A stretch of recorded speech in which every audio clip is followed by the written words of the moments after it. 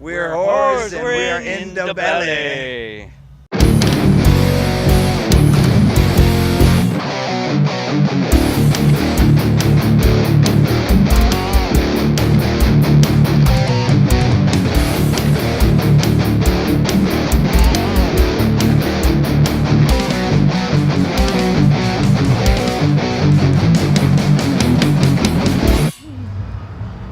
Hi, this is Dave from DaBelly. Welcome the whores. The whores is just whores, period. It's true. Thank you. Christian, Donnie, Casey, welcome. Good set tonight, you guys. It was a great time here at the Rebel Lounge. Sounded great. Yeah, It's a good spot. We like it. Yeah, we played here once last year with Red Fang. So they're very accommodating. The crowd was very receptive. It was for real. People were going off. It was awesome.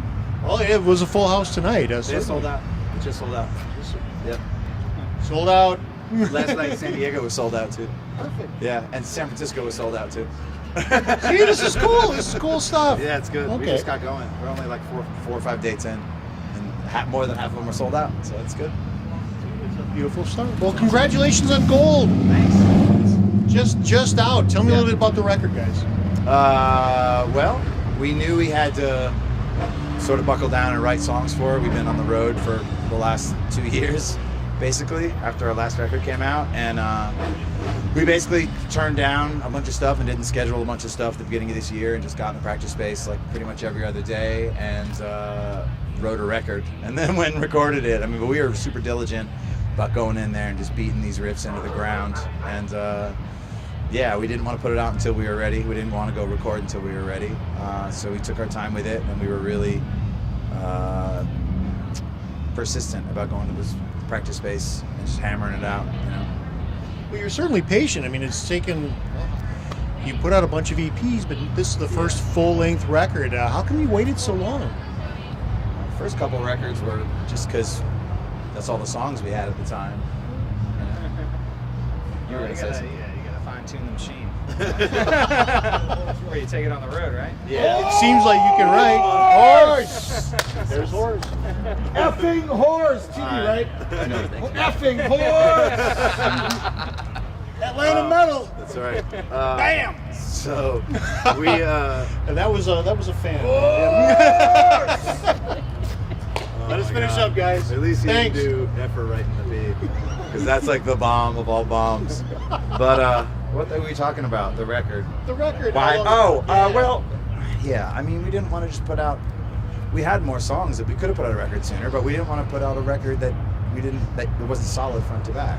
So we weren't like, this is every track you put on, you're like, yes, you know, that's what we wanted, and I feel that's what we did. I feel comfortable with it. I'm a super critical person, so for me to be able to say like, I'm good, I can step away from it and move on to the next thing, it feels like an accomplishment. You just didn't want to half-ass it, you know. It seems like you guys don't ride on the road. I mean, we're looking over at the tour bus. Well, the tour van. I'm sure it's a little hard to get together and actually spend some time riding on the road as you're going down the highway. It's difficult. Yeah. We're not there yet. When we got a little more room to stretch out, we can probably do that. But we're not there yet. That's okay. We're enjoying the ride, man. It's awesome. I mean, figuratively and literally, we're having a good time. Right now, we're just build aggression. And then write it when we get home. Right. We're this close to each other like all day for 6 weeks. I hate that guy. I'm gonna write a riff. I'll show him. Yeah. No, Go away for a week and I'll say something. We Right, actually get along really well. I mean, like, we're all adults. We all understand that like touring is hard, and we understand that everybody needs their space. And I think we're pretty respectful of each other. But we also, mess with each other a lot too, because we're brothers. When you're in this and you're doing it for full time and for a living, it takes a lot out of you, and you have to be sensitive to other people's needs and space. And I think we're all pretty good about that. Your music's been labeled noise rock. To me, it's more punk, but I'm a little older. I'm from that generation. Yeah. Your music is not simple. It's direct. It's to the point. That's intentional. It is intentional. Tell me a little about that. Yeah. Well, I mean, I grew up listening to a certain kind of music, but Donnie grew up listening to a certain kind of music. Casey grew up listening to a certain kind of music, and we all like, stuff that's in the similar universe, but maybe different sort of solar systems. But that's good, because we don't want to just duplicate what other bands have done before us. So we take some from column A, some from column B, some from column C, and it kind of just comes out the way it comes out.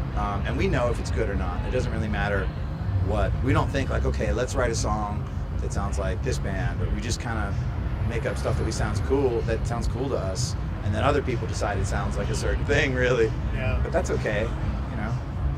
We know that we can't control it once it's out. What people think about it is that's how any art should be. People should feel like they're participating. Absolutely. So, no, that's absolutely true. We all love punk. We all love metal. We all love hardcore. We all love fucking noise rock. We like, I like a lot of different kinds of music. But as far as the band, we just kind of want to blast super hard right now. It seems like the common element on all the music that you've mentioned is energy, and that certainly is Horrors. Yeah. I'm pretty tired right now. We just ripped it. Beat. That's good though. That's has to be that way. That's fun on stage.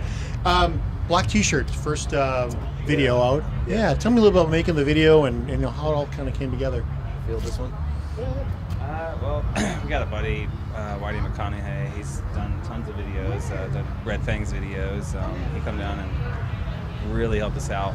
We kind of banged it out in a day or so, but it was killer. Just a live performance, and rocked it as hard as we could. So yeah, super hot. It was really sweaty. It was Georgia. Yeah. It was Georgia in the summer. In a garage. In a garage. with the door shut too. Yeah. It was hot. But yeah, I think it came out great. We had a blast doing it, and Whitey's the best. So Cool stuff. Yeah, I mean, to me, it's funny in the lyric, funny in a classic sense, in that you surmise virtually the whole song with one lyric talking about the cul-de-sac dead end. Yeah, that's the bridge. You're supposed to bring it home in the bridge, or in the middle eight. That's supposed to be everything else. Supposed to be like Chaucer past his prologue. It's just supposed to be, like it's supposed to be badass up to that point. But once you hear that part, which is like the bridge or the whatever, after you go through the verses and the chorus, you get to the crusher part. You just do that part once, and that should, in my mind, sum up the song thematically. It's a 3-chord punch in the face is really what it is, yeah. It's a straightforward song. We had that riff in the chorus for a long time, probably 2 years, and we could never really marry a good, you call it a brother riff when we're writing. Like, it needs a brother riff. We could never find a right brother riff for it because it's such a powerful, direct thing that it's easy to put something with it that'll take away from it, So that song probably had 8 different arrangements before we started even writing words for it. Like, we really messed with it for a while, but we got it. It's good. I like it now. I watched it today. I did. When we were in the van, I totally watched it today. Somebody posted it, so I was like, I'll watch it again.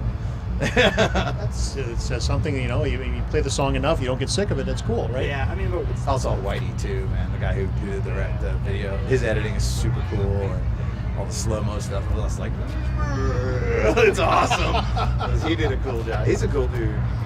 We wanted to do some sort of narrative element too, but we ran out of time, we ran out of money, and like, it's also, we talked about this, it's like a 2.5 minute song, so if we did any sort of narrative, it would have taken away from the performance aspect of it. So next one, we're going to have some narrative elements, but... What's the next single? I don't know. We haven't talked about it yet because they released, the label released a couple songs online before the record came out, and then we did the video for T-shirt. So I feel like it can't be any of the songs that we've already released online, and so it has to be something that hasn't been released yet that's on the record. And there's a couple contenders, but I think we need to discuss amongst ourselves before we publicly. No band meeting tonight? What's going on here? We really talked about it seriously, just only in the most cursory way. We even discussed it. So I mentioned earlier, you guys, you kind of carry the label of noise rock. Does labels matter to music anymore, really? I mean, you get into metal, and there's 300 labels for almost the same song. And subgenres. It doesn't really matter. There's so much noise now, and to pardon the pun, as far as like white noise, like just internet traffic, and there's so many bands and garage, like garage band, and like anybody can record and anybody can be in a band, which is awesome on paper, but the result is, if you're a teenager, unless you have somebody who's like turning you on to cool stuff, you don't know where to start. It's overwhelming. So I think labels really are just now kind of to sell records, which nobody really sells records anyway. It's really more about like playing shows and stuff. That's okay though. Everything's changed, so it's like you just have to adapt, and we're figuring it out as we go. But yeah, the labels don't really matter, I don't think. It's cool to hear that. I mean, somebody goes out of the way to come up with these new, whatever. Yes, they do. It gets to be a waste of time. So you're out on tour now. We're coming up toward the end of the year. Where are we going next year? What are the plans for Horrors? Well, we've submitted for a couple things in the beginning of the year that as support. So we won't know if we have them yet until like January or something. It's like February, maybe March. April we've got Europe for like the whole month of April. And then we come home and we'll be home for a little while, part of May, and then May, June, we may do our own tour. We may, again, support someone else. We're going to be on the road basically all next year, I mean, is the short answer. But there's a bunch of stuff that's, Europe is for sure. The other stuff, we're just kind of trying to play by ear and see what the best move is for all of us as far as what we want to do. But we want to work, you know. We want to be on the road as much as possible. We want to plug super hard and play to as many people as possible. Catching in the festivals while you're in Europe, or just go out? Yeah, we're playing one, but it's not announced yet, so I'm not allowed to say which one it is. Yeah, we are playing one, so it should be good. And we're supporting a super rad band who big fans of, and they actually came to our show in LA, and we got to meet them. And I was fans of theirs before I met them, and we've spoken on email and stuff, but. It was really cool. They came out, super nice dudes. I cannot wait to be on the road with them. Again, not announced. I can't say who it is. Not like it matters, but I've been told. There's a way to do things, apparently. And you have so to the play game. answer, folks, is to go to every show in Europe. Yeah. Sooner or later. No, they'll announce it probably after the holidays. You know, after we get home from this, I'm sure they'll announce it. I'll crank it up. That's cool. That's all I got tonight. Is there anything else I missed? We weren't talking about. Say something. Come on. I'm good, man. I'm all stuffed up and sick. Okay, you stay over there. Yeah. Chris Coyle, who's Red Fang's tour manager and is tour managing the whole tour, really, said to Casey, "Are you sick?" Casey was like, "Yeah." And he goes, "If you get me sick, I'll kill you." And he didn't even smile at the end. He just said, "If you get me sick, I will kill you." Yeah, it's bad. Everybody gets it. You have to wash your hands on tour a lot. It's weird, but you do. Because you're exposed to different germs from all over the country or world. Yes, exactly. And you're out here sweaty and it's cold. You're in a different city every night, and Yes, it's like being on a plane. You're all condensed in, and Emergency is big for me. And like washing your hands, you have to sleep a lot, you drink a lot of water. These are all things I've learned the hard way. Because I've been where Casey is right now. This is your lesson for touring people. Remember this. Dayquil, NyQuil, Dayquil, NyQuil. The funny thing is, in a band though, you take Dayquil at night. You do, and you take. I swear to God, and you have to. And then you have to take. Yeah, NyQuil during the day. It's the only way to fix it. It makes sense. Well, thanks, guys. Yeah, thank you. Great show tonight. Nice to meet you. Thank you. Thinking violence is what's on walls. Someone talking 'cause it's their forte. We've been 60s, so come for the charge. Seen someone going away, it's so easy to. Why get from